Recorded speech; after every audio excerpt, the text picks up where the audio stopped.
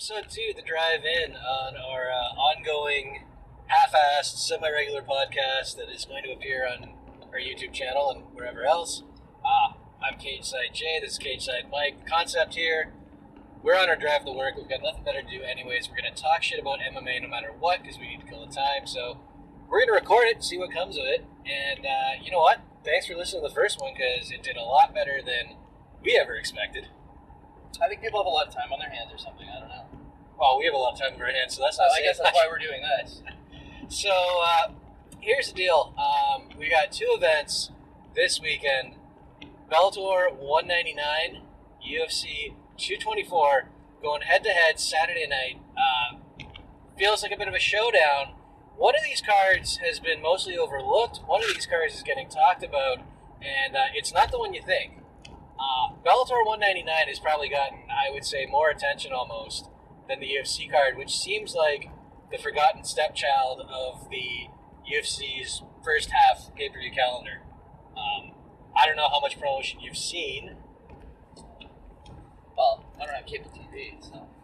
Well, online, have you seen anything? Not really, no. No, I really haven't. I actually, without going and looking to see who is actually on this card, there doesn't really seem to be much talk about it. No, it's not making a lot of ripples as far as the fan base is concerned. I don't think casual fans have a clue that it's even happening. On the other hand, Bellator 199, we've got Gabriel Gonzalez going down there for us. He's going to be checking it out. Couldn't get anyone to Brazil. Hey, we're a smaller site. We don't have the budget these days. Maybe in the future. But, you know, all things considered, because it's the heavyweight Grand Prix and because there's a couple of other names on this card, I think it's definitely getting more attention. Now, my question is, forget about who's talking about what, because that doesn't always reflect on how good the fights are going to be. Which card do you want to watch, and why? So, is it Nunes-Pennington? Is it... You know what, I don't really care about that fight. Really? That Nunes-Pennington? Nunes should... Well, Nunes hasn't fought in a while. But you would expect Nunes to go ahead and smash her. Realistically. But you don't know. Who knows? I guess there's some interest because you don't know what you're going to get. Now, what happened to the bantamweight division here? Because there was a while where that was the be-all, end-all on the women's side of things. And now we've got flyweight, which is in the spotlight right now, because that's anyone's ball game. We've got strawweight still going strong with the title switch up with Rose, beating Joanna and then beating Joanna again. What happened to women's bantamweight? It seems like it fell off a cliff. It did. It really did, right? Who's left there, right? Because Rousey's gone home At featherweight. right? So Tate's retired. So the bigger names that were there that drew that attention, and then Nunes hasn't fought in a while. Well, she fought in the fall. They were talking about doing the Cyborg fight, and then they went a different direction. And I think maybe in part because Cyborg stepped in and saved that 222 card. The other thing is, though, you're absolutely right. There is all of a sudden just this, seeming wasteland at bantamweight and a complete lack of stars to fill the void. Pennington is a great fighter. Oh, she's a tough chick. The problem here is she hasn't fought in a while either, so she's completely flying under the radar. It's not like the general public, casual fans have any idea who Raquel Pennington is, because she got hurt. She got hurt in that ATV accident. She's out for a while. But then on the flip side of that, who else is there? Well, and I also remember, too, when that fight was announced, a lot of people were like, what? Where did that come from? Yeah. Kind of thing. Well, Not that it's a bad fight. Raquel she's legit. She's more than legit. But... Well, I think if you beat Miesha Tate, you have to be, but... Yeah, but maybe the UFC looks at it and says, you know what? It's been a while for both of these girls. We need to do a fight. It's a good fight to get both of them back in on. Kind of a warm-up. as far as a championship fight goes. So, and I was just That's thinking the that. other thing. Does this feel like it's a warm-up fight? It's a championship fight, but realistically, it's more about dusting off the division, the title holder, and getting it back and moving again. Maybe. But I think, you know what, I also think, too, I think it's probably going to be a good fight. Yes. I feel like it's not going to be just... Well, almost by the fact that I think a lot of people, and ourselves included to some extent, are kind of overlooking it. It might be one of those fights that surprises, because when you go into Florida expectations, there's really only up that you can go. But I also think, too, just who these fighters are, you know, is Nunez going to come back feeling like she has something to prove? Is Raquel... Well, Raquel always seemed hungry, right? So I feel like both of them are really going to want it, and it's a great opportunity for Raquel. Holy, look at that car. Look how pink that car is. That is a very pink car. This is why it's called the drive-in. Oh my god. Now, going back to the title picture here. Okay, cool. Let's assume Nunez goes in, smashes Raquel, and I'm not saying that's what's going to happen, but just for the sake of this argument, what's next? Because Juliana Pena took a bunch of time off because, you know, she gave birth, she had a kid, and I believe she's back in training now, but it might be a while, and she's probably going to want a warm-up fight. Well, I would say you should probably have a warm-up. Yeah. Shevchenko's already had her shot and is probably, you know, in line for the next flyweight title shot, although we don't seem to know what's going on there because Nico Montano's been hurt, and there's been all kinds of controversy. Ariel Helwani kind of got into it with her, saying, you know, she hadn't signed a deal to fight in Calgary, whatever. I'm not going to get into that, but you know, that's another star down from the 135-pound weight class. And right now it feels like you got a couple going up. I mean, Holly Holm has. You got to figure one or two more are going to go. Leslie Smith is gone. Not that she was in position for a title shot. What's one more name that's but gone? It's still one more name that's gone. And you got to figure one or two more are going to go down, like Liz Carmouche and Alexis Davis. Did you see that truck? It had no roof. We're going to become the car watching podcast in a minute. This is like, it was crazy. I don't know. Anyway. So there is a lack of names. So after this, do you make that Cyborg Nunez fight? Maybe to buy some time. Maybe as...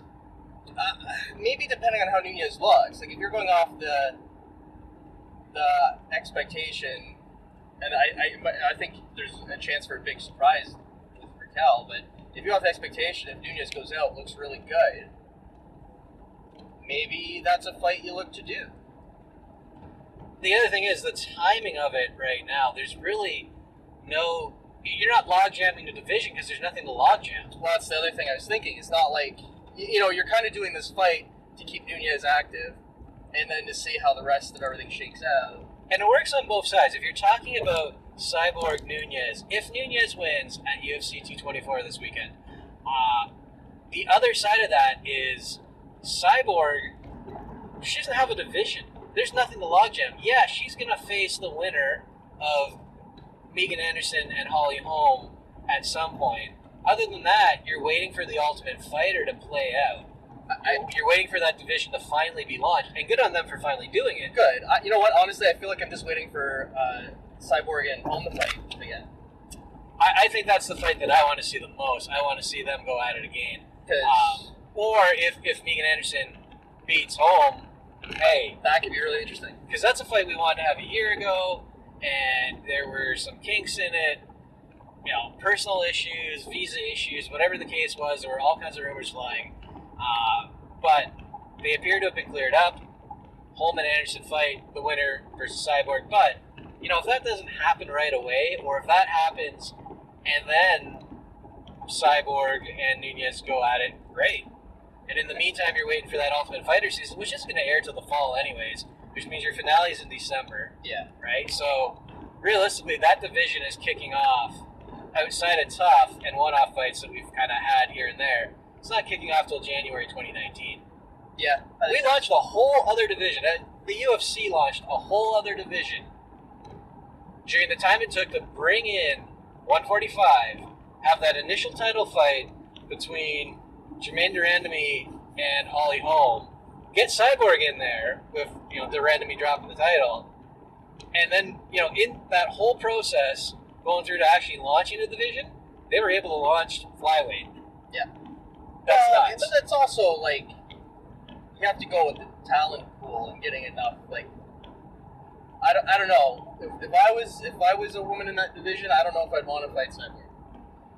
And there's some truth to that, but there are plenty who do, and there are plenty Well, of it's an opportunity, but, like, seeing how she, we've had that conversation, there's very few fighters I've seen when they hit someone, it's unlike anything, it's like hitting someone with a baseball bat, and it's unlike anything I've ever seen, Francis Ngannou was one, she is one, Johnson's another. Rumble Johnson. Yeah, when you're talking about the scariest power strikers, power punchers in their division, yeah. She might actually be above those guys. As far as... Comparatively, if you're talking about within her division, yeah, she's that much. As far as, like, within their respective places, Cyborg might be on top because people just wilt under her. And she's not much ahead of the division, but remember, Ronda Rousey, not in striking, but, just in her overall game and, using that judo, throwing people to the ground and armbarring them into submission. Yeah. Ronda Rousey was that far ahead of the division at one point as well. If you build it, they will come. Grow to the division, people are going to show up. But Cyborg's also a black belt. She is. You never see her really use it because she doesn't need to. But she is more well-rounded than Ronda Rousey. We just haven't seen it. And most people probably, more casual people probably don't know that. Now, so we've got Nunes, Pennington. We've got Vitor Belfort, Lyoto Machida in what is supposedly, probably, likely going to be Vitor Belfort's retirement fight. The guy is a former light heavyweight champion in the UFC, a multiple-time title challenger in the UFC, a guy who fought in the tournaments, a guy who was fighting when he was 19 years old. Here he is in his 40s. 41, I think. 41, yeah. 42. Here he is in his 40s, finally calling it a career. Yes, we've had the TRT Belfort, controversy. Yes, we've had the drug scandal controversy. Here's a question: Is he a legend? Yes. Yes. Yes. I personally, I would say he is. I think both those guys are. I think Machida's a legend too. We never got the Machida era, but that was Joe Rogan hyping stuff up.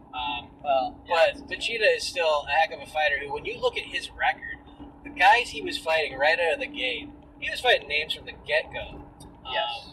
He probably faced some of the toughest competition you could at light heavyweight and, now fighting in middleweight. Same with Belfort. Same with Belfort. Now, here's the thing. Those two fights, yeah, I want to see them. I want to see every title fight, to be honest. There's rarely one that I miss. Then you got Calvin Gastelum, Jacare. I like Jacare. I'm a big Jacare fan. You know what? That'll probably be a good fight. It will, and it's kind of a young lion, old guard, new guard kind of fight. Maybe this is because looking at the UFC card. I looked at it the other day, and I went through and I'm like, hey man, there's some good fights here. Are they fights that people generally care about? Maybe not so much, but for entertaining fights, there's some guys on there that they're going to go out and they're going to go. Right. And that's, what? I think that's it. These are fights that are probably going to be entertaining. They've got some name value, but I'm not sure how much bearing they have on any of their respective divisions right now. I mean, Belfort Machida has none. No. That fight, I mean, Belfort is going to retire, and Machida is nowhere near a title shot right now. No. And probably, let's be honest, he may never be again. Because he's a guy who's, 39? He's, looking at the end of his career. Well, and Machida, I almost feel like Machida's been doing his thing. I almost feel like everyone else is starting to catch up to what he was doing. Yeah. That's how it kind of feels. And all that time off the USADA suspension didn't help. And, he came back. Yes, he beat Eric Anders, but he didn't look great doing it. Anders definitely was beating him up. It's just, if that fight had gone a little longer, if Anders had played things a little differently, I think he wins that fight. Now, aside from that, Gastelum Jacare, arguably Jacare wins that. He inches closer to a title shot. We've all wanted to see Jacare fight for a title, I think, for a long time. The dude was a beast in Strikeforce. He's been a beast in the UFC. He's had a couple of hiccups, but not many. Other than that, though, I mean, this card, it doesn't really... There's nothing that's making you want to drop $65 on it, and there's the problem. No, it feels like it's, hey, we're doing an event, we're just throwing a bunch of fighters on here. And the flip side of this is, you're going head-to-head with Bellator. Well, Bellator is free. Bellator's got the World Heavyweight Grand Prix. Maybe we should call it the World Lightweight Grand Prix for the sake of this weekend, because you've got Ryan Bader, who's a 205-pound champ, fighting King Mo, who's the number one contender at 205 pounds, in a heavyweight non-title fight. That's so weird. So, but you know what? I don't know. It's interesting. Well, here's the thing. You know they're going to fight again no matter what, because they are going to have that title fight at some point. You also know that this fight is going to close out the opening round of the Grand Prix. The brackets are going to be set, and then things are going to get really fun. So there's that to kind of grab people. There's John Fitch making his Bellator debut, and there are a lot of John Fitch critics, but there are also a lot of John Fitch fans, and he has, since leaving the UFC, had a fair amount of success. Won the belt in the WSOF, later became the PFL, beat Jake Shields, fought some solid competition for what was available to him. And, now he's going back to a big promotion where, hey, first fight, Paul Daly. That classic striker versus grappler match. We know Daly has struggled with grapplers. Look what Rory McDonald did to him. Well, this is the thing for Fitch.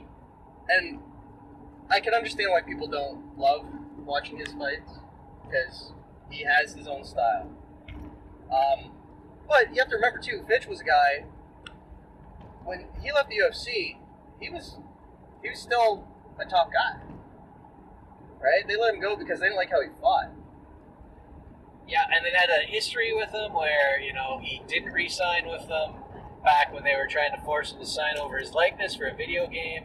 And, of course, now he's involved in that class action lawsuit against the UFC.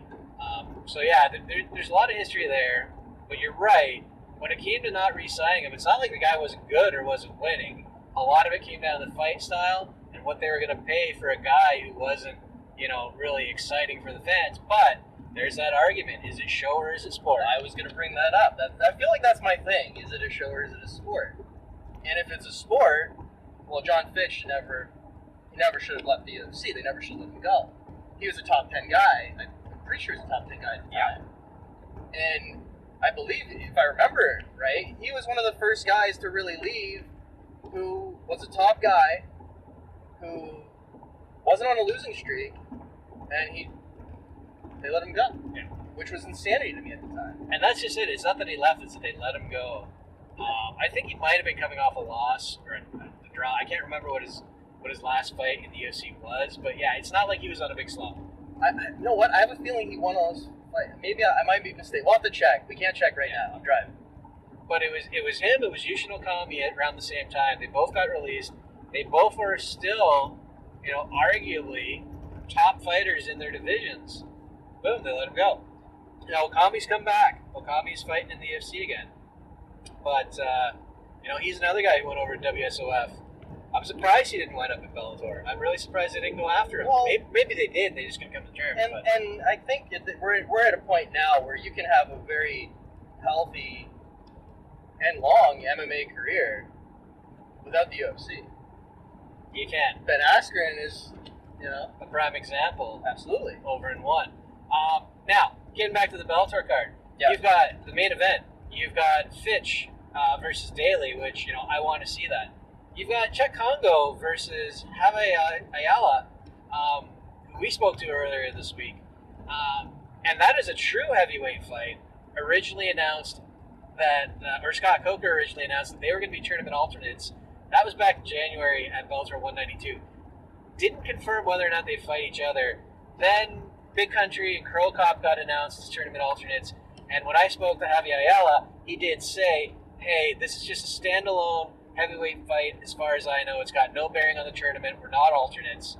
maybe they're going to be the alternates. Who knows? I mean, realistically, if enough people get hurt, Bellator is going to have to do what they have to do. Yeah. But it's still a good heavyweight fight. He's a guy who knocked out Sergey Kharitonov, who nobody saw that coming. They thought he was going to be cannon fodder for Kharitonov's debut. Now, it went exactly the opposite. And then he fights, Roy Nelson, loses a decision, but still hangs in there for 3 rounds. This dude, he's a very nice dude, very well spoken. Simply just happy to be there. Didn't want to say a bad word about anyone. But yeah, I wasn't digging for that when I spoke to him. But just you can kind of tell, some guys want to go off on a tangent, and Javi's just happy to be at this level, fighting, having great fights. So you've got that. You've got Aaron Pico. You've got Adam Piccolotti, versus Carrington Banks. You've got a lot of good fights on this card, and it's free. So which one do you watch in the end? Bellator. There you go. There's no hesitation there. No, because this is the thing. At first, before we actually really started talking about it, I was like, UFC doesn't look so bad. And then if you really take a look, and I forgot about the free thing too. I don't know why. Because I've only been up for a couple hours at this point. But if you go into it's free, you got the tournament. There are some interesting fights there. There are some really good fighters on that card. I think the fact it's free, as opposed, if you look at both side by side, you look at what the UFC is offering, you look at what Bellator is offering. Why are you going to spend? For us, it's like $60. $65 for HD. It's not much cheaper in the States. No, I think it's fairly. But why are you going to spend your good money on a pay-per-view of that? It's going to be good. It's going to be okay. But when you have the other option of one that's arguably going to be just as good, if not better, on paper, why would someone, unless you're a really hardcore, dedicated UFC fan, and that's all you want to watch, why wouldn't you watch Bellator? Yeah, I think having the choice, I think the Grand Prix, just because it's a Grand Prix almost. I mean, I'm a tournament sucker. I love it.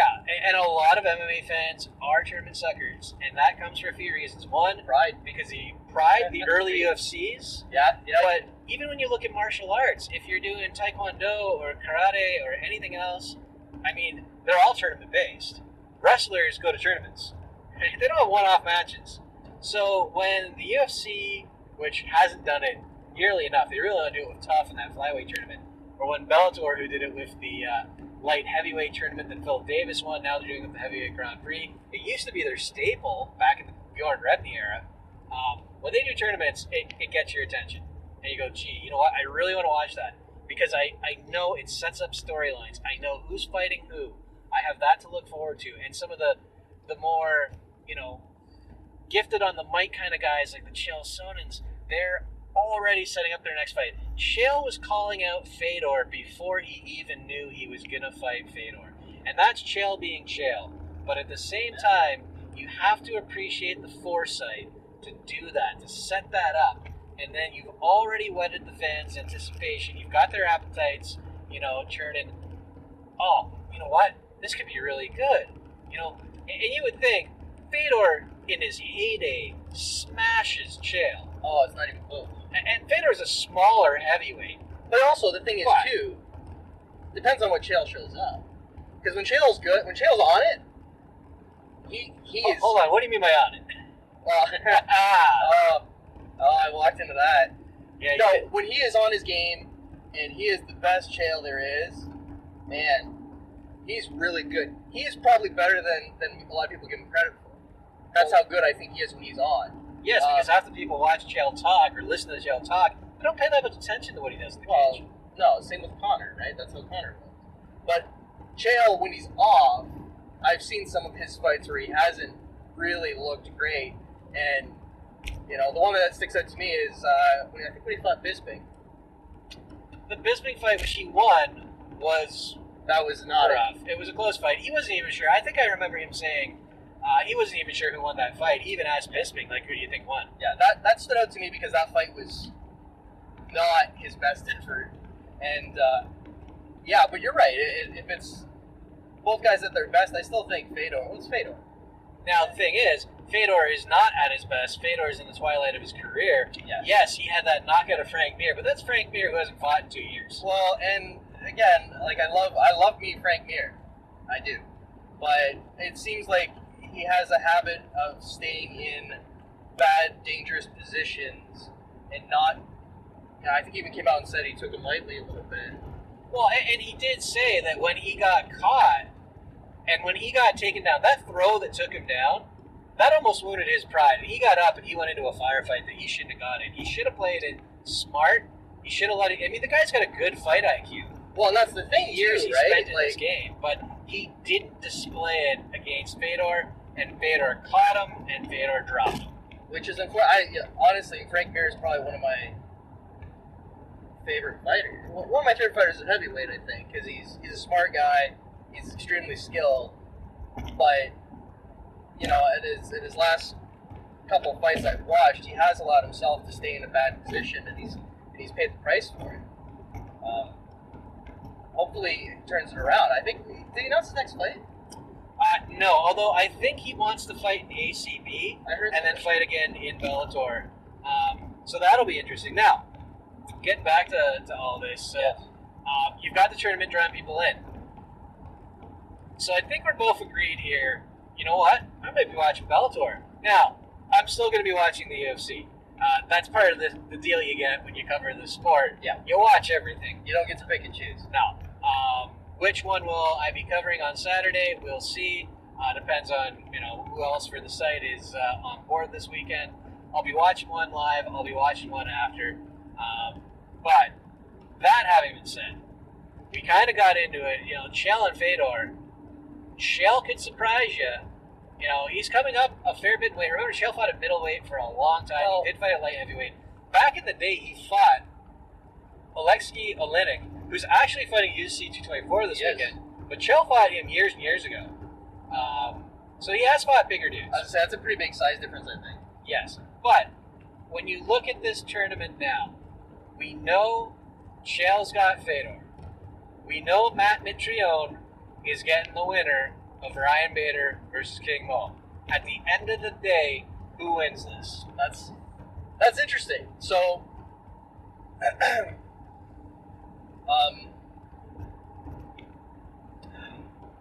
okay, let's go through. So we have Bader fighting. Sorry, King Mo. I think Bader beats King Mo. I think it's probably they're pretty well matched. I think Bader probably over King Mo. Probably. Maybe don't place bets based on that recommendation because there's Well, about 3 probablys. Yeah, it's never a sure thing, right? And these are top guys, so you never know what's going to happen, right? Just quickly thinking about it as we're driving over this bridge, I think Bader probably takes that fight with King Mo. Now, does Bader and Mitrione? I don't know. I think Mitrione's one of those guys who probably hasn't got as much credit as he deserves in his career. And he's a lot smarter of a fighter than I think he lets on a lot of the time. And I think people give him credit for it. So I think that would be an interesting fight to see how that goes. I somewhat suspect it doesn't go how people think it's going to go. Now, I don't know if that means Mitrione wins, but I think that'll be an interesting fight. Well, there's a possibility that come the final, Mitrione is the only true heavyweight. I want to say too, if let's say King Mo gets past, ends up beating Bader, and he can, that would be an interesting fight, King Mo and Mitrione. King Mo and Mitrione would be super interesting because they've got a little bit of a feud going between them, especially because King Mo is buddy with Roy Nelson. Nelson and Mitrione are now 1-1 in their career series. Nelson was not happy with the loss to Mitrione in Bellator in the opening round. Yeah. He was realistically controlling the fight come the end. Mitrione, did well early. I do feel that Mitrione won the fight, but that's an interesting one because then you got a teammate looking for some revenge. There's been a little bit of trash talk.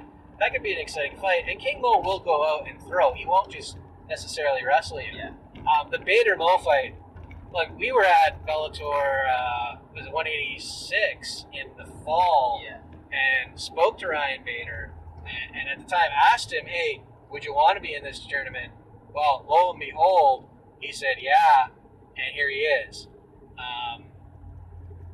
And the interesting thing is, he is a bigger light heavyweight. He's a big dude. When you see him in person, he's a big dude. He is a very big dude. Yeah. You know, there have been questions about his chin over the years. Remember, Machida dropping him. But I think he's a guy who, if he holds up durability-wise, and he should, he's realistically one of the younger guys in the tournament bracket. Well, I want to say, too, after... Because there was that period of time where people were questioning his chin. I think he's looked a little more solid for a number of fights after that. But I do remember there was a couple of fights where it's like, man, you were kind of expecting someone touching his chin to put him on his back, and it looks like he's figured out something and got away. Well, he also hasn't fought. Obviously he hasn't fought heavyweights, but he hasn't even fought some of the heaviest hitting light heavyweights. I mean, everybody hits hard. But Phil Davis is not known as a one-punch knockout guy. Lyndon Vassell, he's not the heaviest hitter in the world. That guy almost hit that guy on the bike. Yeah, this is why, again, it's a drive-in, because we almost saw See, you know what? If we ever get a camera, I might get a dash cam, too, and then you guys can see all the craziness that happens as we come in as well. We'll see what happens. It was the thing I thought. So, yeah, I think Bader takes it. I honestly think the final... that was my next question, is the final. I think at this point, it could very well be Bader versus Fedor. I can see that. I think Fedor will get the better of Chael. I think he still has enough in him. Fedor's vulnerability has been really, other than, Verdum caught him in a submission. Well, we know Verdum is an incredibly gifted submission specialist. He's a black belt. He's probably one of, if not the best submission guys in heavyweight history. I would say most people would consider him the best submission guy in that division. Yeah. So, discounting that, how has Fedor lost? Well, Bigfoot, really just bloodied him and beat him up, bludgeoned him until, the doctors stopped that fight. Hendo got dropped, but then came back and dropped Fedor. And Mitrione, well, he had that double knockdown, but Mitrione recovered first, and he was able to finish him off. It's really been, on the feet where Fedor's getting lit up. If you watch that Maldonado fight, man, Maldonado was teeing off on Fedor, and I am firmly in the camp that says Fedor did not win that fight. At best, it was a draw, and I'm shocked it wasn't stopped in the first round. I went back and I watched it. That was not something you would put on this highlight reel. It was not pretty. Now, that having been said, Chael is not likely to go out and swing for the fences or just unleash a barrage, start going for that rock'em sock'em style. That's not Chael. That's not going to be his game plan. Chael's bread and butter is his wrestling. Yeah, you know what? In the Rampage fight, we did see him do a little kickboxing, and kudos to him. But I think it was going to be a very similar approach. I think Fedor can overcome it, and I think Fedor gets the win. Then on the flip side, Mitrione has struggled with wrestlers. He struggled when Big Country started using his grappling, and if you struggled against Big Country, you are sure as shit going to struggle against Ryan Bader. Yes. Now, going back to Chael, if Chael were to win that fight, how do you think he wins that fight? 3-round decision, just taking him down and controlling him. Just grind him out? Grind him out. No, I think it looks very similar to the Rampage fight. Yeah. Which was a good fight. For what it was, I enjoyed that fight more than I expected, which is another reason why and especially coming off that Fedor fight, I'm now fairly hyped. And I think this does a huge service for Bellator with the show that was put on at Bellator 198. It didn't do gangbusters as far as the ratings were concerned. It did well, not as well, I think, as they probably hoped. It did great at the box office. I think their second highest gate ever. On TV, it was one of their average cards, but I think the word of mouth, having 4 submissions on that main card, and then Fedor getting the knockout to cap it off, I think that's going to carry over, and you might see more people tuning in for it this weekend. We'll see what it does. You know, that UFC pay-per-view kicks in at 10 p.m. They got their prelims from 8 till 10. We'll see how they do head-to-head. Well, as you're saying, I think you need cards like that generate buzz, generate excitement, right? Like you have Doomsday Superman punches, Fedor and Mitrione and all that stuff. That's the stuff that people hear and they go, wow. They go, this is free? And that's how you build that viewership, I think. So as long as they can keep doing that, I think they're going in the right direction. But it's going to be interesting to see, numbers-wise, how these two pay-per-views stack up to each other. So, Bellator 199, UFC 224. Let us know in the comments or whatever which one you're going to be watching. Let us know who you think is going to win the Bellator World Heavyweight Grand Prix. Is it going to be Fedor, Chael, Mitrione? The winner of this weekend's King Mo and Ryan Bader fight. And let us know what you think they should do with that women's bantamweight division in the UFC. All right, Cage-Side Jay, Cage-Side Mike. I was actually going to say, too, because we're just starting this, if anyone has any suggestions or even anything you'd like us to talk about, we do that. Yeah. Throw in your 2 cents, and we'll try not to give you change because we're poor. Yeah.